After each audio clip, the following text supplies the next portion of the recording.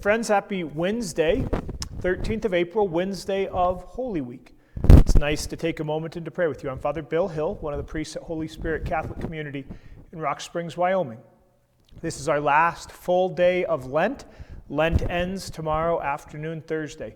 This Wednesday is traditionally known as Spy Wednesday.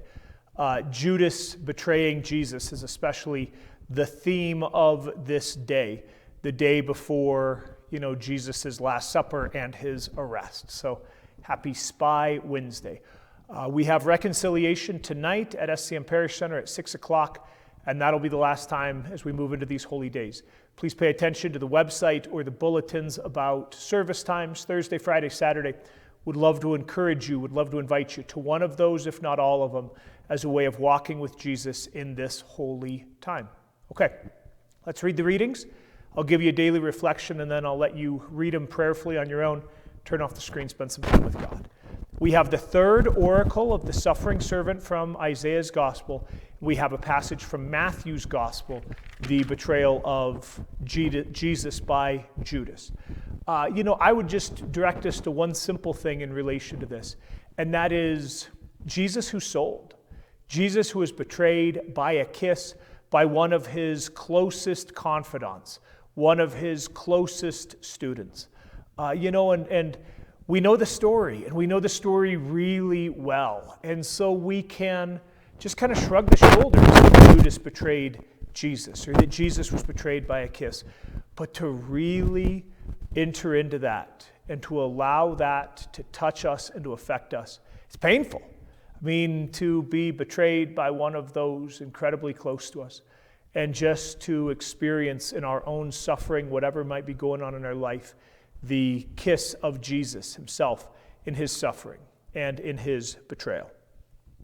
The first reading, the story of the suffering servant from Isaiah's Gospel, from Isaiah's prophecies, is also painful. Here, the suffering servant sets his face like flint, and he doesn't shield his face from buffets and from spitting. And here we are thinking of the suffering of Jesus oftentimes, and especially his scourging at the pillar and his mockery. We as Catholics can oftentimes focus a lot on the physical suffering of Jesus. That's been a lot of our kind of piety for about the last 800 years or so.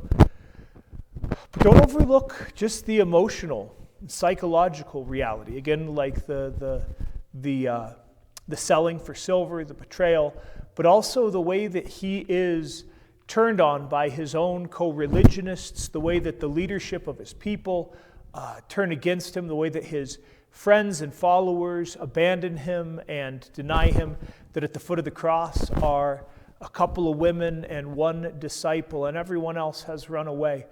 Painful on the inside. And so, the suffering servant doesn't turn from that, but instead accepts it and knows that God is working in the midst of it. You can well imagine that I sympathize with the plucking of the beard.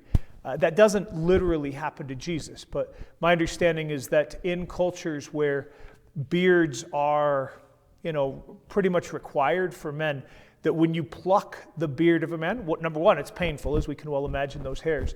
But two, that is an incredible sign of shame and disrespect.